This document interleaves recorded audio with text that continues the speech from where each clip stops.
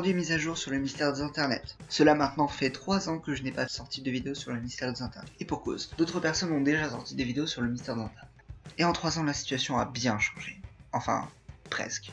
Disons que mes doutes et mes idées se sont confirmés au fur et à mesure du temps. Ces 3 dernières années, Anthony n'était pas très présent sur internet. Sur YouTube notamment, même sur Twitter, etc. Parce qu'il a fait des longues pauses. Il travaillait entre autres sur la série Clan Vanilla, il était occupé par autre chose. La piste actuelle sur ce mystère est qu'il serait lié au monde de l'informatique, de l'information. Vous voyez les liens. En effet, Antoine Daniel est connu pour être un défenseur d'internet.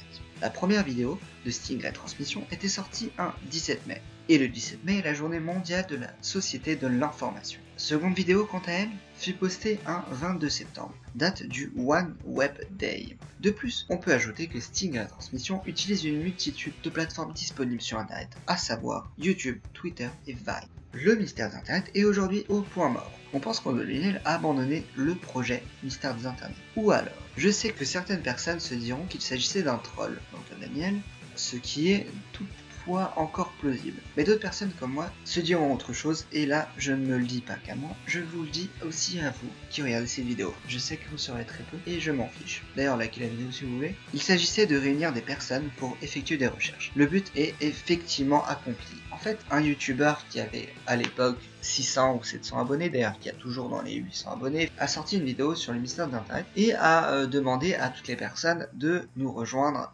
une conversation Skype à l'époque. Alors bon, aujourd'hui les conversations sont mortes parce qu'en fait oui, il y a eu plusieurs conversations, il s'est passé pas mal de choses dessus. Je ne vais pas vous détailler le détail. Le but était que toutes les personnes intéressées par le mystère des internets étaient invitées à effectuer des recherches sur le mystère des internets dans un premier temps. Et j'ai vu une vidéo récemment, alors je crois que c'était dans DataGull ou quelque chose comme ça, et cette vidéo parlait justement sur le fait que quelqu'un qui recherche tout seul des données, quelque chose, n'aura pas un excellent résultat. Et en fait justement, le souci c'est que quand on n'est pas tout seul, on recherche beaucoup mieux les données. La preuve c'est que sur 4chan, là je parle d'un documentaire que j'ai vu, qui disait justement qu'une personne, par exemple elle dans Death Note, pour n'en citer qu'un, est un excellent détective, etc.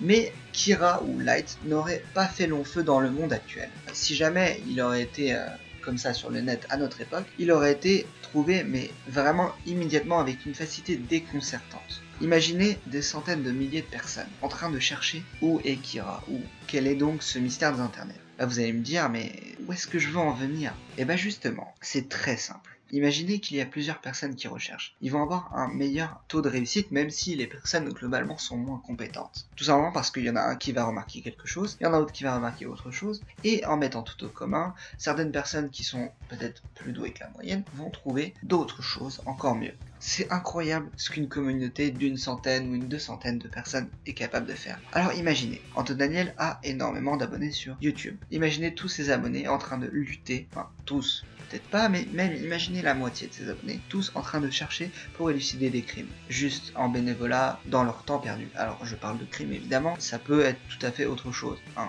Évidemment, comme là en l'occurrence le mystère des internets. Le truc c'est que si on n'a pas réussi à trouver où voulait en venir Antoine Daniel, enfin du moins jusqu'à maintenant, jusqu'à ma théorie actuelle, qui d'ailleurs vous mettrez en commentaire si cela vous semble vraisemblable ou pas, le but pour moi, clairement, c'était que tout le monde se réunit pour chercher des choses. C'était de réunir des personnes. Alors à l'époque il travaillait sur un forum, et je n'ai aucune nouvelle de ce forum. Mettez en commentaire votre avis sur la question. Si vous avez aimé cette vidéo, ce qui m'étonnerait étant donné que c'est la première d'une longue série de vidéos qui n'ont aucun rapport d'ailleurs, vous pouvez liker la vidéo si jamais ça vous a plu. Si vous avez des hypothèses, n'hésitez pas à les mettre en commentaire. Merci d'avoir regardé en tout cas.